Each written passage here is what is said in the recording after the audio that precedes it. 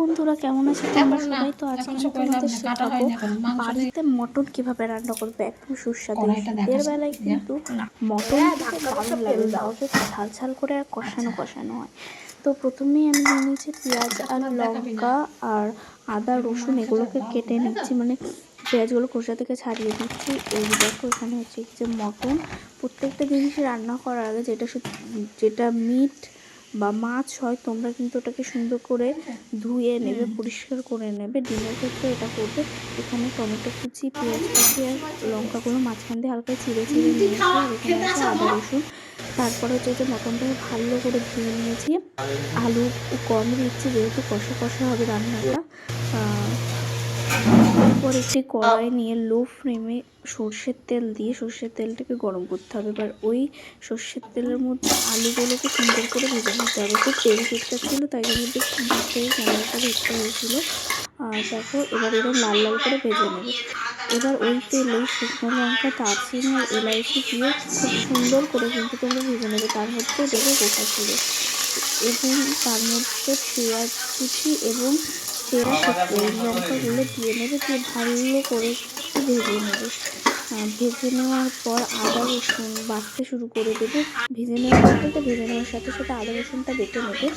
এবার যে মশলাটা তৈরি হবে আদা রসুনের, সেইটাকে কিন্তু তোমরা এই পেঁয়াজ কুচি ভাজার মধ্যে কিন্তু এটাকে দিয়ে দেবো। আমাদের এক সাইডে এই সব আদা বাটাটা হচ্ছিলো আর অন্য সাইডে সুন্দর করে ওইটা ভাজা হচ্ছিল। দেখো কত সুন্দরভাবে ভেজে নিয়েছি। এই জায়গাটায় কিন্তু মশলার যে মেন টেস্ট ওইটা আসে, কারণ হচ্ছে কি যে মাংসর যে মেন টেস্ট। এবার পরিমাণ মতো নুন দিয়ে নেবে। তোমরা আমাদের বাঙালি রান্না মানে কেউ এরকম ভেবো না যে হচ্ছে কি যে কত ঝাল খায় বা কত নুন খায়।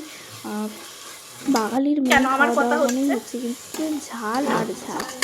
আর এই দেখো আমি কিন্তু এর মধ্যে হলুদ দিয়ে নিয়েছি। এবার দেবো হচ্ছে কি যে জিরের গুঁড়ো,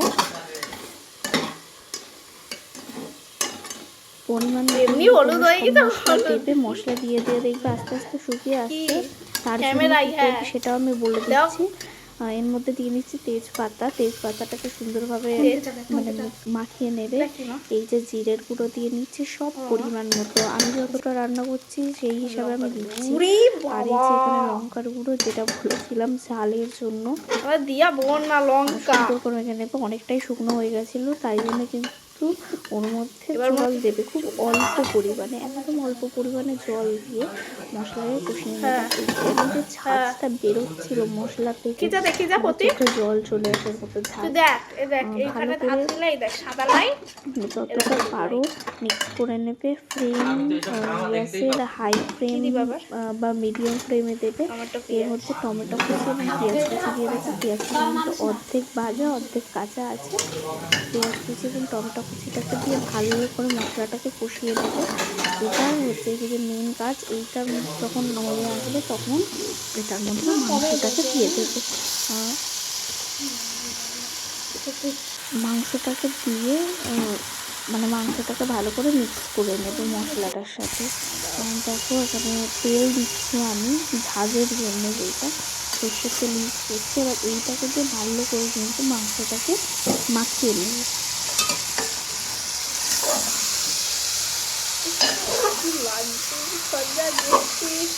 অসাধারণ সুন্দর গন্ধ বেরোচ্ছিল কিন্তু যখন মাংসটা থেকে, যখন আমি মানে কষাচ্ছিলাম মেয়েটাকে। আগের মশলাগুলো হয়তো ভালোভাবে মানে মাখাতে পারিনি, এটা পরে ভালো করে মাখিয়ে নিয়েছিলাম, কারণ আমি এক হাতে ক্যামেরা ধরে এক হাতে রান্না করছি। আসলে পুরো রান্নাটা মাই করছে, শুধু আমি খুন্তিটা নাড়ছিলাম। এবার শিলনোড়ায় এলাইচি আর দারচিনিটাকে একটুখানি ভেঙে দেবো এবং মাংসর মিক্সারটায় জল দিয়ে হালকা একদম অল্প পরিমাণে জল দিয়ে কিন্তু একটু ফুটিয়ে নেব। এই যে জায়গাটা কষাটা হয়েই এসছে প্রায়। দেখো জলটা শুকিয়ে গেলে, মানে অল্প অল্প শুকিয়ে গেলে কিন্তু তোমার কষা দেবি। আমাদের বাড়িতে মানে মাংস হলেই কষা খাওয়ার একটা নিয়ম আছে। আমরা মাংস রান্নার আগে অনেকেই টেস্ট করে কষা খেতে আমার খুব ভালো লাগে। আর এই দেখো জল দিয়ে হয়ে গেছে। এবার কিন্তু পরিবেশন করার টাইম, ভাত দিয়ে পরিবেশন করছি। লঙ্কাটা কিন্তু সাজানোর জন্য, এটা আমি খাবো না, কি বলবো আর বন্ধুরা, মাটন সামনে রেখে আমাকে খেতে হচ্ছে শাক।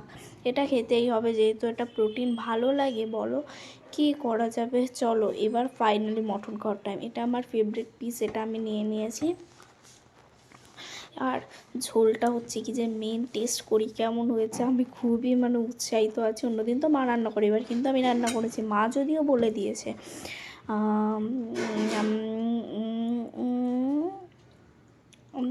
উম, অসাধারণ হয়েছে, কি বলবো তোমাদের, দারুণ হয়েছে।